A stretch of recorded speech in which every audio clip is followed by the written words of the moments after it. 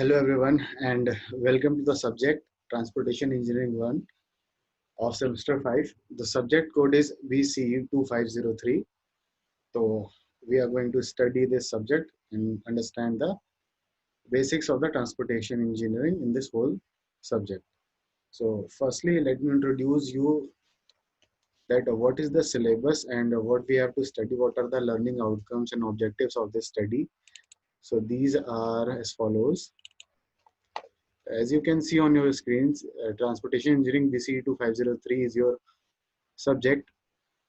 The objectives are role of transportation modes in our life. We have to understand that. Various types of roads, pavements, and geometric designs we have to do. The materials, about the materials from which the roads are being constructed, we have to understand that also. The method by which the designing of road is undertaken. So we have basically 4 units and each unit has its own objective. So we have to study it one by one. The language mode will be through either English or Hindi. We will be comfortable in understanding both the languages. Okay, just wait a second. So let's continue. हम लोग अब Hindi English language की कोई दिक्कत नहीं है. It will be very easy to understand and you will be very much eligible at the end of the course, that you can understand all the terminologies and everything that is related to this subject. तो काफ़ी चीज़ें हमें पढ़नी है. देख लीजिए क्या क्या है. आपकी ये जो सब्जेक्ट है 4 यूनिट्स में डिवाइडेड है. पहला है सिर्फ इंट्रोडक्शन से रिलेटेड है. Everything terminologies and what are the terms used in transportation engineering. And other unit is related mostly with the designing prospects and everything about the highway planning and road patterns networking. So we will do that also. The third unit is basically based on materials part. It will cover the whole material aspects of the subject, that which material is used in the construction of the road, cement or concrete or bituminous concrete. What are the types of road we will study in this unit. The last unit is the design purpose. All the mathematics is done here to calculate the thickness of the pavement. So 2 types of roads are there. We will see that in unit 3 and 4. तो हम लोग इसे cover कर लेंगे उसमें. And now hope you have got the idea of your subject, so that we will continue from the unit 1. So let's continue. These are the references. You can go through these books. Otherwise, you can go through the lectures only and you will be sufficient. You will be able to understand the whole subject. तो हम लोग अब शुरू करते हैं.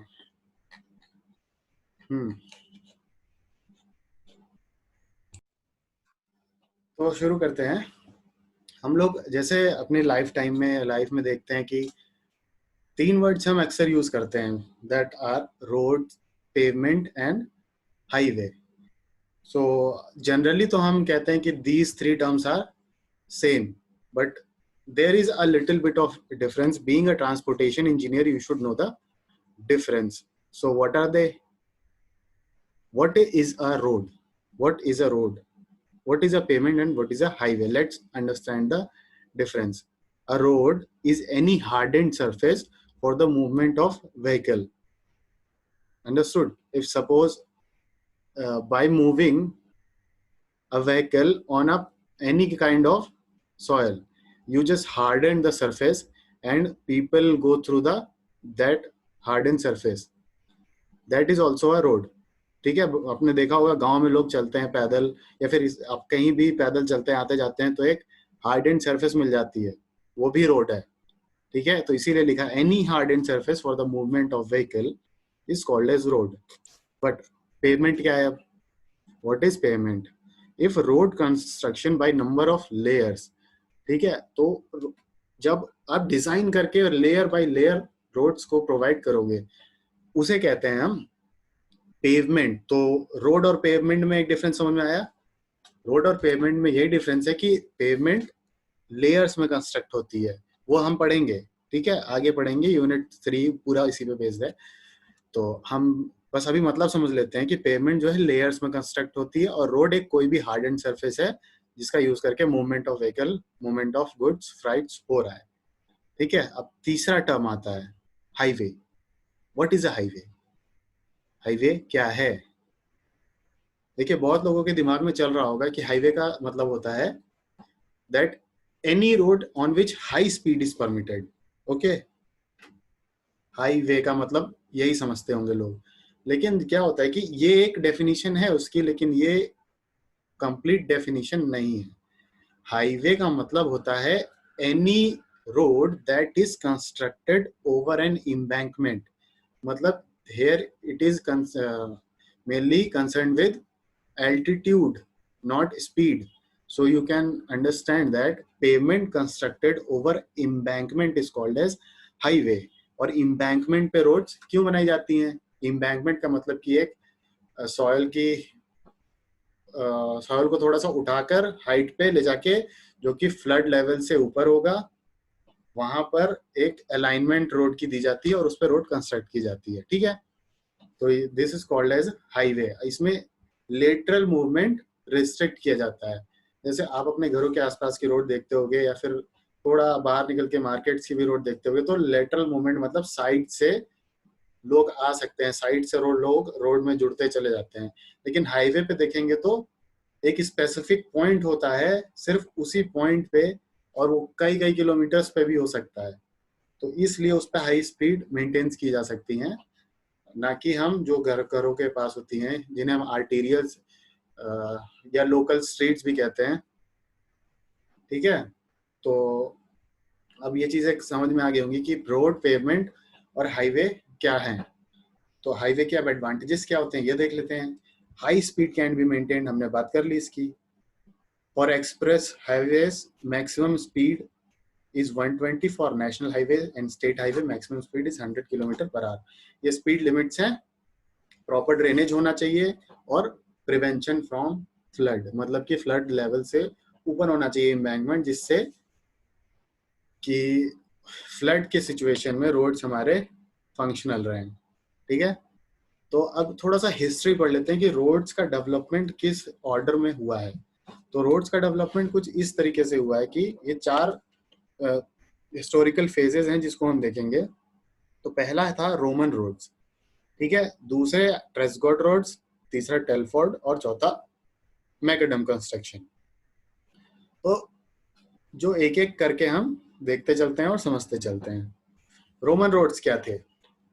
देखिए, Roman roads जो थे वो पाइनियर्स थे, मतलब इन्होंने ही रोड्स बनाने की शुरुआत की थी। मतलब कि इन्होंने ही एक लेयर बाय लेयर में रोड्स को बनाना शुरू किया था।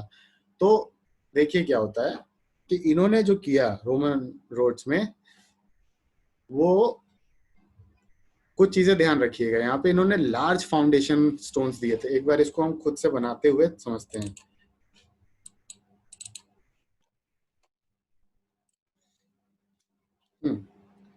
तो ये हमारा कोई सरफेस है, हमें रोड बनानी थी, तो हमने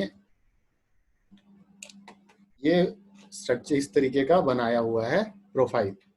फिर कर्व दिया हमने। कर्व क्या होता है? कर्व स्टोन दिए। ठीक है, कर्व स्टोन,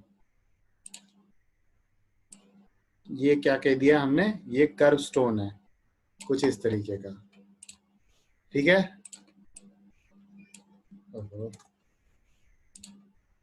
चलिए कर्व स्टोन हो गया ये।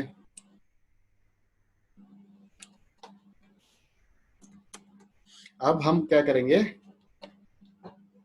रोमन रोड्स में अगला था कि लार्ज फाउंडेशन स्टोन्स दिए गए थे। लार्ज फाउंडेशन स्टोन्स, इसका देखिएगा, इन्होंने क्या किया, यहाँ पे लार्ज फाउंडेशन स्टोन दे दिए, मतलब बहुत बड़े बड़े पत्थर दे दिए यहाँ पर। फिर उसके बाद एग्रीगेट की कुछ लेयर्स प्रोवाइड की। सपोज हम कह देते हैं इन्होंने 2 लेयर्स प्रोवाइड की। ठीक है, ये लेयर 1 हो गई लार्ज फाउंडेशन स्टोन के ऊपर। ये हो गई हमारी लेयर 2। ठीक है, फिर इन्होंने टॉप पर लार्ज स्टोन टॉप पर भी दिए इन्होंने। ठीक है, टॉप पर भी इन्होंने क्या किए, लार्ज स्टोन प्रोवाइड किए। तो ये जो था ये क्रॉस सेक्शन है रोमन रोड्स का। अब देखिए कर्व किस लिए दिया गया, कर्व किस लिए दिया गया, ये कर्व किस लिए दिया गया, कर्व इसलिए दिया गया क्योंकि ये लेटरल कन्फाइनमेंट प्रोवाइड करता है। लेटरल कन्फाइनमेंट का मतलब कि चलिए एक तरफ से इधर से हमने कर्व प्रोवाइड कर दिया और दूसरी तरफ से भी एक कर्व प्रोवाइड कर दिया, कर्व तो कन्फाइन हो गया। देखिए अब इधर से ना लेफ्ट जाने का कोई रोड के पास ऑप्शन है ना राइट जाने का, तो एक हमने उसको कन्फाइन कर दिया, मतलब कि रोक दिया है। तो यही था कर्व का फंक्शन जो कि आज भी रोड्स में यूज होता है। ठीक है, इन्होंने एग्रीगेट की 2 लेयर दी। ठीक है, layer 1 layer 2, large foundation stones at bottom और large foundation stones at top. तो ये था रोमन रोड्स। आई होप ये समझ में आ गया होगा। तो आगे बढ़ते हैं। इनका एक जो रोड इस तरीके से बना था वो एपियन वे है, 580 किलोमीटर्स लॉन्ग, मतलब बहुत लंबी डिस्टेंस है ये उस टाइम के हिसाब से। ठीक है, अब एडवांटेजेस देखिए इसके क्या थे। Top surface is hardened, large stone थे इसलिए हार्डेंड थी। Pavement in number of layers, layers में प्रोवाइडेड था। Curve is provided. ठीक है, ड्रॉबैक्स क्या थे, no cross slope provided. Cross slope का मतलब होता है कि रोड पे एक क्रॉस स्लोप, मतलब रोड का प्रोफाइल ऐसा था कि स्ट्रेट था, अगर उस पर वाटर जाएगा तो वो स्टे कर जाएगा। केम्बर का मतलब होता है कि हल्का सा सेंटर से उठा रहे रोड। थोड़ा ड्राइंग में अगर समझाना चाहें तो जैसे ये स्ट्रेट है यहाँ पर देख रहे हैं, लेकिन अगर कुछ केम्बर की बात करें तो रोड ऐसे कुछ बनती है, आज के टाइम पे देखते होंगे इस तरीके से। तो ये जो हल्का सा क्राउन टाइप में दे दिया गया है, एक टॉप सरफेस दे दी गई है, इसी सरफेस की जो होती है बात कर रहे हैं, यही है केम्बर। ठीक है, इसके बारे में आगे डिस्कशन पूरा करना है तो ये हम तब के लिए छोड़ते हैं। बस एक यहाँ पे हमें बेसिक्स थोड़ा सा जानना था। ठीक है, तो केम्बर नहीं प्रोवाइड किया गया या क्रॉस स्लोप को नहीं प्रोवाइड किया गया। No drainage system provided. ठीक है, एक चीज ध्यान रखिए, रोड का सबसे बड़ा दुश्मन है पानी। पानी अगर रोड पे आया तो रोड खराब हो जाएगी। So we will have to maintain a proper drainage system also along the longitudinal direction of the road. Only then we will be able to maintain our roads.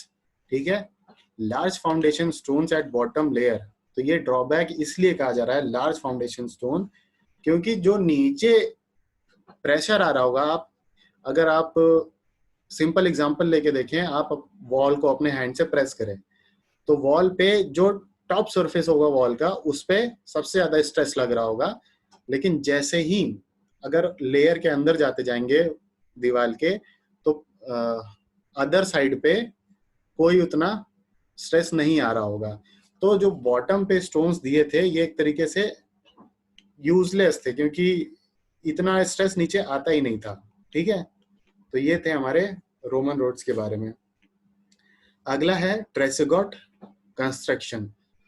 तो ट्रेसेगॉट कंस्ट्रक्शन में क्या था कि देखिए यहाँ पे कुछ चीजें हैं। क्या केम्बर या फिर स्लोप प्रोवाइड किया गया है, क्या यहाँ पे ड्रेनेज के लिए फैसिलिटी दे दी गई है, क्या ड्रेन बना दी गई है। तो ये एडवांटेजेस दिख रहे हैं। और यहाँ पर क्या बोलते हैं कि सेम चीजें हैं रोमन रोड जैसी। देखिए जैसे 2 एग्रीगेट की लेयर्स यहाँ पर भी हैं, लार्ज फाउंडेशन स्टोन्स इसमें भी हैं। और पीरी ट्रेसेगॉट एक फ्रेंच इंजीनियर थे। ठीक है, इन्होंने बनाया, इन्होंने 1716 से 1796, तो इन्होंने दिया हुआ है पीरी ट्रेसेगॉट जी ने 5 centimetre at edge and increasing at centre. तो एज पर जो केम्बर प्रोवाइड करने का इनका तरीका था वो 5 सेंटीमीटर एज पर थिकनेस थी लेयर की, और जब सेंटर की तरफ जाते थे तो इंक्रीज करती थी। ठीक है, मतलब कि क्रॉस स्लोप प्रोवाइड कर दिया था इन्होंने, और इन्होंने ड्रेन को प्रोवाइड किया था, तो ये चीज इन्होंने अच्छी की थी। अगले थे, इनके बीच में मेंशन नहीं है, लेकिन अगले जो थे वो थे टेलफोर्ड कंस्ट्रक्शन के। ठीक है, टेलफोर्ड कंस्ट्रक्शन में क्या था, टेलफोर्ड कंस्ट्रक्शन में जो ये बॉटम जो स्टोन्स थे उसको हटा दिया गया था, केम्बर प्रोवाइड कर दिया गया था, और ड्रेनेज प्रोवाइड कर दिया गया था। तो इसको थोड़ा सा अगर डायग्राम में अगर समझना चाहें तो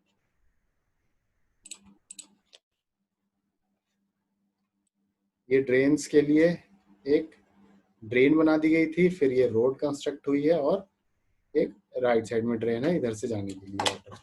तो इन्होंने क्या किया था, एक केम्बर या फिर क्रॉस फ्लो प्रोवाइड किया था कुछ इस तरीके का। ठीक है, ये अलोंग द लेंथ हम देख रहे हैं, मतलब हमने अगर एक रोड को क्रॉस सेक्शन को काटा हुआ है तो हम अलोंग द लेंथ हम देख रहे हैं। ठीक है, इनटू द स्क्रीन है हमारी रोड। ठीक है, तो वाटर क्या करेगा, यहाँ से नीचे चला जाएगा और फिर इसके बाद ये लॉन्गिट्यूडनल डायरेक्शन में मूव करता हुआ आगे वाटर बढ़ जाएगा। इधर हमने एक ग्रेडियंट प्रोवाइड कर रखा होगा, हम सब आगे पढ़ेंगे कैसे क्या है। बस वाटर का मूवमेंट हमें पता करना है कि कैसे होगा। यहाँ से क्या किया गया, लार्ज फाउंडेशन स्टोन हटाकर यहाँ पर सिर्फ किसका इस्तेमाल होने लगा, सिर्फ यहाँ पे सॉलिड अर्थ का इस्तेमाल होने लगा। ठीक है, बस अर्थ को कॉम्पैक्ट किया, उसके ऊपर एग्रीगेट की लेयर डाली, ये एग्रीगेट लेयर है, और उसके ऊपर सरफेस कोर्स प्रोवाइड कर दिया। तो केम्बर प्रोवाइड करने के बाद हमारा यहाँ पे एक एडवांटेज ये हो गया कि एक और एडवांटेज आ गया कि यहाँ पे लार्ज फाउंडेशन स्टोन्स हट गए थे। चलिए ठीक है, ये समझ गए। ये टेलफोर्ड जो थे इनकी लाइफ स्पैन थी 1757 से 1834 की। ठीक है, तो ये चीजें ध्यान रखिएगा। अब रोमन रोड्स हो गई, ट्रेसगॉट रोड हो गई, टेलफोर्ड रोड हो गई। अब आती है बात मैकडम कंस्ट्रक्शन की। मैकडम कंस्ट्रक्शन में क्या होता था, मैकडम कंस्ट्रक्शन में मैकडम साहब ने कहा कि टॉप पे तो चलिए आप स्टोन्स दे रहे थे, ठीक है, लेकिन बॉटम पे जो स्टोन्स देना था वो यूजलेस है। तो उन्होंने क्या कहा कि जो स्ट्रेंथ है वो रोड की, अगर पेमेंट की बात करें तो टॉप को सबसे ज्यादा स्ट्रेंथ देनी है और बॉटम पे सबसे कम स्ट्रेंथ का मटेरियल होना चाहिए। उन्होंने कहा कि अगर ये व्हीकल है, ये व्हीकल का एक टायर की बात करें जो कि रोड सरफेस पे है, अगर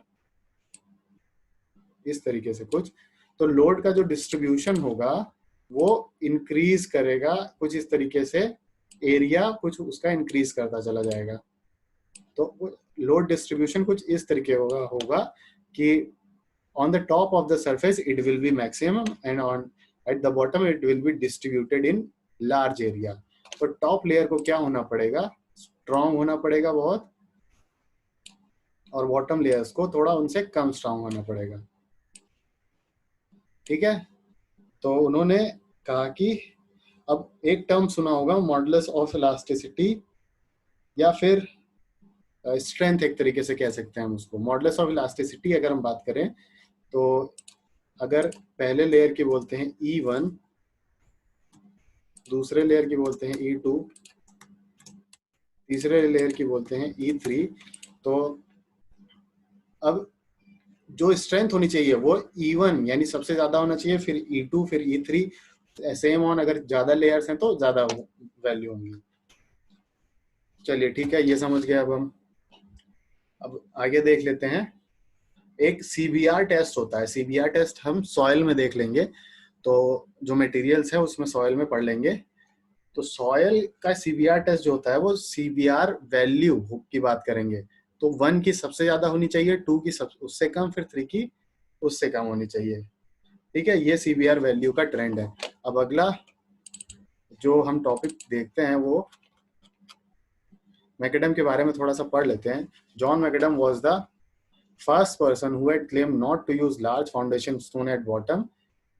McAdam suggested type of material पर stress distribution in different layers. तो ये हमने बात की है कि डिफरेंट लेयर्स के लिए डिफरेंट मटेरियल्स यूज कर सकते हैं, लेकिन बॉटम में लार्ज फाउंडेशन स्टोन्स की जरूरत नहीं है। CBR वैल्यू टॉप लेयर की सबसे ज्यादा होनी चाहिए, फिर उससे जैसे ही नीचे आएंगे घटनी चाहिए, और मॉडुलस ऑफ इलास्टिसिटी भी टॉप लेयर का सबसे ज्यादा होना चाहिए। As per Macadam, strongest material should not be provided at bottom because stress concentration is minimum at bottom level, and hence foundation stones removed from bottom and subgrade introduced as bottom layer। देखिए इन्होंने क्या कहा कि bottom layer से foundation stone हटाइए, उसकी जगह subgrade लेके आइए। सबग्रेड का मतलब जो सॉयल से मटेरियल से यूज करके एज अ मटेरियल सॉयल को हम कॉम्पैक्ट करते हैं और उसी पर रोड बनाना शुरू कर देते हैं। तो सबग्रेड यहाँ पे हम जो यूज करते हैं आज के टाइम पे वो होती है सबग्रेड सॉयल। फिर उसके बाद हम अगली लेयर जो यूज करते हैं वो base, sub base and then above binder layer and then surface course. तो हम जो अब फाउंडेशन स्टोन यूज कर रहे थे उस जगह पे हमने सॉयल का यूज करना शुरू कर दिया, क्योंकि अब वहां पे जरूरत नहीं थी उतनी ज्यादा स्ट्रॉन्ग मटेरियल की।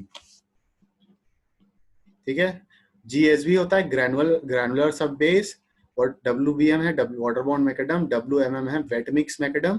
तो इस तरीके के जो मटेरियल्स हैं ये भी हमें आगे पढ़ने हैं, ये सब बस जान लीजिए कि लिखे हुए हैं। तो ये इनसे रोड का कंस्ट्रक्शन होता है। कहाँ यूज होते हैं ये? डिफरेंट लेयर्स में यूज होते हैं। जैसे WBM is a base layer, WMM is a base layer and WBM is also a base layer, GSB is a सब बेस लेयर। तो ये हम आगे देखेंगे इसे बेस सब बेस होता क्या है। बस मटेरियल्स के थोड़ा सा इंट्रोड्यूस करा गया है यहाँ पर। अब इंडियन रोड्स के बारे में अगर हम बात करें तो इंडियन रोड्स कैसे डेवलप हुई हैं, ये थोड़ा सा क्रोनोलॉजिकल ऑर्डर हम देख लेते हैं। एंशियंट रोड्स जो थी, एंशियंट रोड जो इंडिया में मिली हैं वो इंडस वैली सिविलाइजेशन के टाइम की हैं। ठीक है, इंडियन रोड्स जो है एंशियंट जो है इंडस वैली सिविलाइजेशन की हैं, फिर मौर्यन रूल, फिर उसके बाद अशोका के रूल की हैं। ठीक है, then Mughal took on and उस टाइम की जो रोड्स हैं उसे मुगल रोड्स बोला गया। फिर उसके 15 सेंचुरी की बात है, फिर ब्रिटिश रोड्स की बात हुई है, तो ब्रिटिश रोड 17 to 18 सेंचुरी थे। फिर फ्री इंडिया जो 1950 ऑनवर्ड्स जो रोड कंस्ट्रक्ट हुए हैं। तो 1950 के ऑनवर्ड्स जो रोड्स बनी है उसके बारे में हम थोड़ा सा देख लेते हैं कि कैसे इन सबको अप्लाई किया गया, कैसे नई रोड्स को बनाने का जिम्मा लिया गया था। तो highway planning in India, what does it से? भाई जयकर साहब जी थे, उनको कहा गया कि आप कुछ रिकमेंडेशंस बताइए कि हमारे इंडियन रोड्स का डेवलपमेंट एक बढ़िया ढंग से हो सके। तो जयकर कमेटी ने कुछ रिकमेंडेशंस दिए थे जिनमें से 5 को एक्सेप्ट कर लिया गया था। तो एक्सेप्ट एक साथ नहीं किया, कुछ कुछ टाइम बाद, उन्होंने बहुत टाइम भी लिया कई कुछ को एक्सेप्ट करने में। तो इसको एक एक करके हम देख लेते हैं। After first world war government appointed a road development committee headed by mister M.R. Jayakar. ठीक है, ये बात हमने पढ़ लिया। अब रिकमेंडेशन उन्होंने क्या दिए थे? 5 रिकमेंडेशन दी थी। पहला था कि रोड्स को एक नेशनल इंटरेस्ट कंसीडर करना है। ऐसा नहीं है कि पर्सनल लेवल पे रोड बनानी है, एक बड़ा प्रोजेक्ट समझकर काम करना है, नेशनल लेवल का बात करनी है। जैसे डिफेंस हो गई और बाकी चीजें हो गई जो कि हमारे नेशनल इंटरेस्ट की हैं, उसी तरीके से रोड्स को भी एक नेशनल इंटरेस्ट का हिस्सा मानना पड़ेगा, तभी का डेवलपमेंट होगा। तो fund participation for road development. ठीक है, तो फंड पार्टिसिपेशन मतलब कि स्टेट और सेंटर दोनों मिलकर के फंड पार्टिसिपेट करे तभी डेवलपमेंट पॉसिबल है। ठीक है, ये उन्होंने 1928 में दी थी। तो इसको एक्सेप्ट किया गया कि हाँ चलिए स्टेट और सेंटर सब मिलकर बनाएंगे रोड। अगला था फिर an extra tax should be charge for road development on petrol and diesel. तो एक्स्ट्रा टैक्स जो कि बहुत एक्स्ट्रा हो गया है अब, वो चार्ज करना उन्होंने कहा कि 1929 में डेवलपमेंट के लिए टैक्स लगाना पड़ेगा। और कहाँ लगाना पड़ेगा? जो उसको यूज करेगा। तो रोड यूजर कौन है? पेट्रोल और डीजल से जो चलते हैं। ठीक है, अब आप उस पर टैक्स नहीं लगा सकते हो जो कि नॉन मोटराइज्ड व्हीकल्स हैं, तो वो फ्री यूज करते हैं। लेकिन जो टैक्स देते हैं वो पेट्रोल और डीजल वाले ही लोग होते हैं। तो सेंट्रल रोड फंड को 1929 में इंट्रोड्यूस किया गया। तो इसको कुछ इस तरीके से इसका बाइफर्केशन है कि अगर ₹2 पर लीटर के हिसाब से कितना स्टेट को देना होगा और कितना मेंटेनेंस के लिए, डेवलपमेंट के लिए यूज होगा। तो ₹1.5 पर लीटर जो है वो स्टेट को देना होगा रोड डेवलपमेंट के लिए for national highway and state highway and road for tourist places. तो ये रोड्स के लिए इतना एक स्टेट को मिलेगा। और 0.5 पर लीटर जो है वो साइड में रखा जाएगा नेशनल हाईवे के मेंटेनेंस के लिए। तो कुछ इस तरीके का था। अब इसको अगर सीआरएफ ले रहे हैं, सेंट्रल रोड फंड को, तो उसका कुछ परसेंटेज होता था जो कि किस डेवलपमेंट में लगेगा, वो इस तरीके से था। नेशनल हाईवे में 57.5, 30% स्टेट हाईवे और 12.5% सेफ्टी वर्क्स के लिए यूज होता था। ठीक है, कुछ इस तरीके का बाइफर्केशन है, इसको समझ लीजिएगा, इजी है।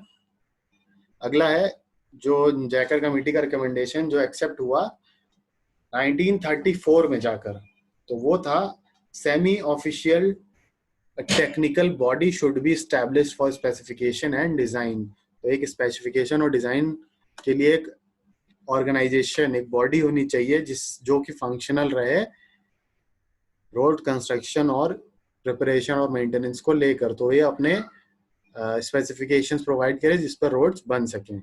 तो आईआरसी एस्टैब्लिश हुई 1934 में। ठीक है, रिकमेंडेशंस कब के हैं? 1927 के। कब एक्सेप्ट हो रहा है? 1934। और एक एक्सेप्ट हुआ 1950 में। देखिए, a research and development body should be established for research and development on roads। देखिए, तो CRRI बना था 1950 में, जो कि रिसर्च एंड डेवलपमेंट अथॉरिटी है, और इसके बहुत सारे काम इसने किए हैं। तो दो काम यहाँ पर जो मेंशन है बहुत ही फेमस हैं, वो है पहला, bump integrator is developed by CRRI। Bump integrator इन्होंने बनाया CRRI ने। वो करता क्या था? बम्प इंटीग्रेटर एक्चुअली करता क्या था कि जो अनड्यूलेशंस होती हैं रोड पे अलोंग द लेंथ, ठीक है, कुछ ऊपर कुछ नीचे, कुछ ऊपर कुछ नीचे, तो एक अनइवननेस जो आती है रोड में, जो डिस्कम्फर्ट प्रोवाइड करती है रोड यूजर को, वो बम्प इंटीग्रेटर की हेल्प से हम कैलकुलेट कर सकते हैं कि इतना डिप्रेशंस हैं along the 1 kilometre of length. तो उसके हिसाब से हमने रोड को क्लासिफाई कर दिया गुड, बैड और या फिर रिपेयर करने के लिए। ठीक है, तो वो हम आगे देख लेंगे।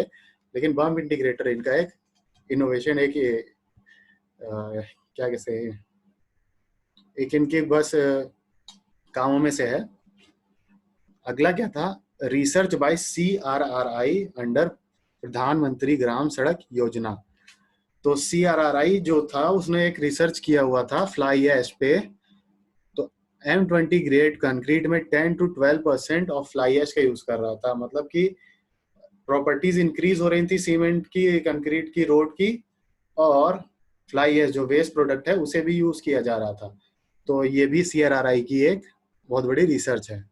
ये था फोर्थ पार्ट। ठीक है, फोर्थ रिकमेंडेशन जो कि एक्सेप्ट हुआ 1950 में। अगला है जैकर कमिटी जो रिकमेंडेशन दी थी, उसने कहा था कि जो रोड का डेवलपमेंट है should be considered in a long term plans.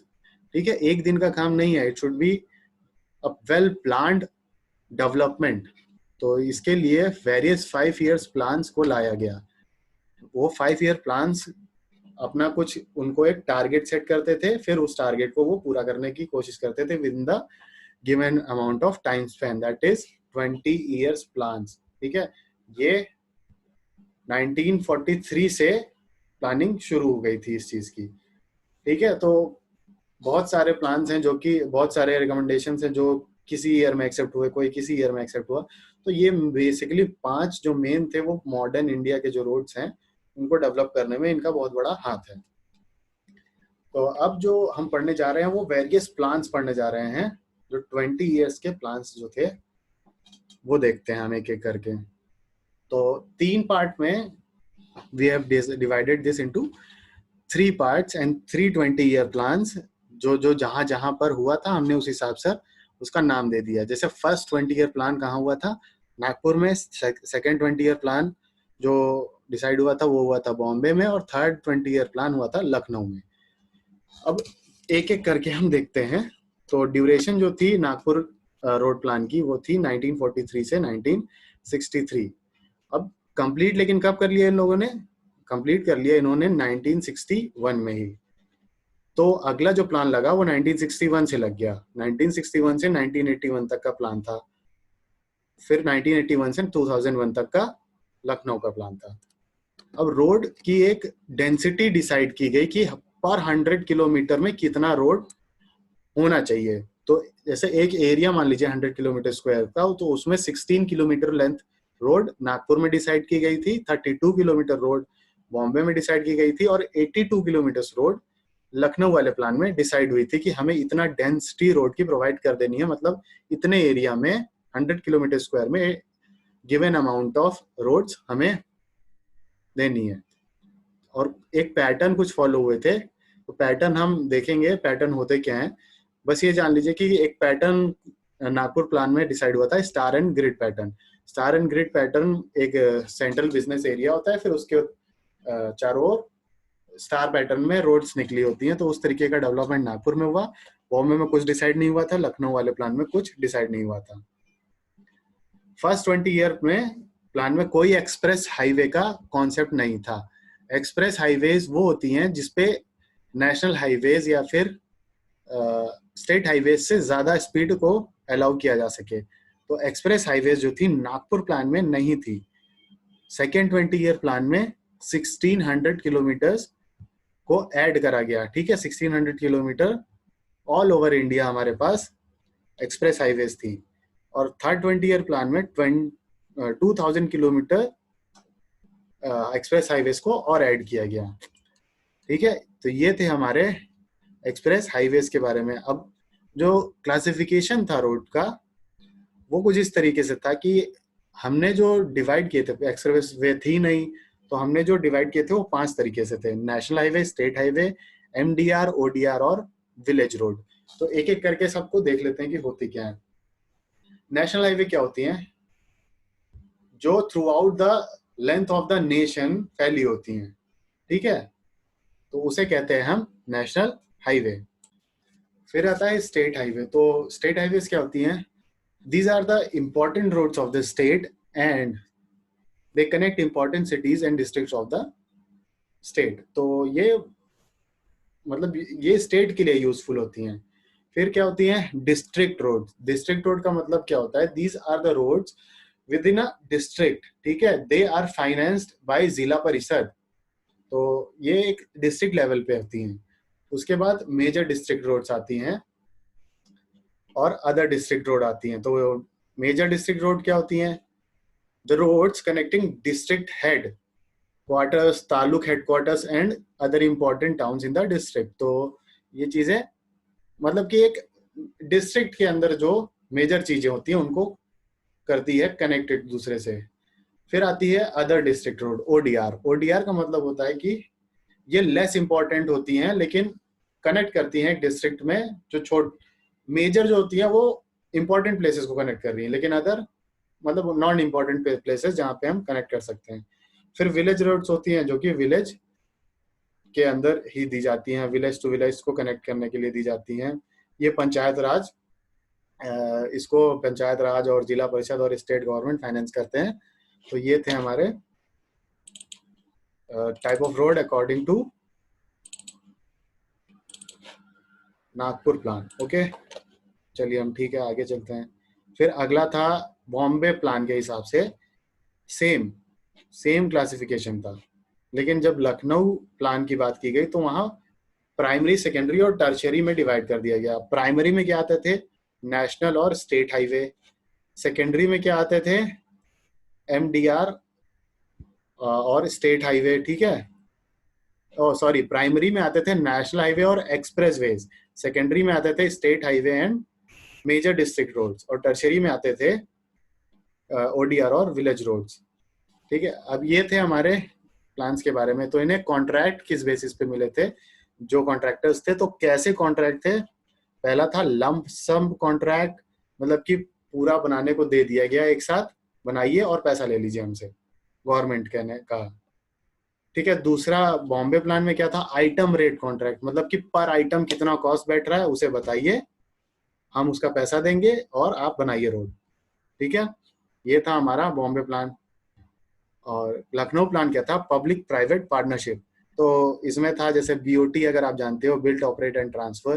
तो टोल टैक्सेस जो लेते हैं आजकल वो इसी की देन है, पब्लिक प्राइवेट पार्टनरशिप की, कि पहले गवर्नमेंट दे देती है प्राइवेट कंपनीज को बनाने के लिए रोड, फिर वो टोल कलेक्ट करते हैं, उनका जब पूरा बेनिफिट रेवेन्यू निकल आता है फिर वो गवर्नमेंट को ट्रांसफर कर देते हैं रोड।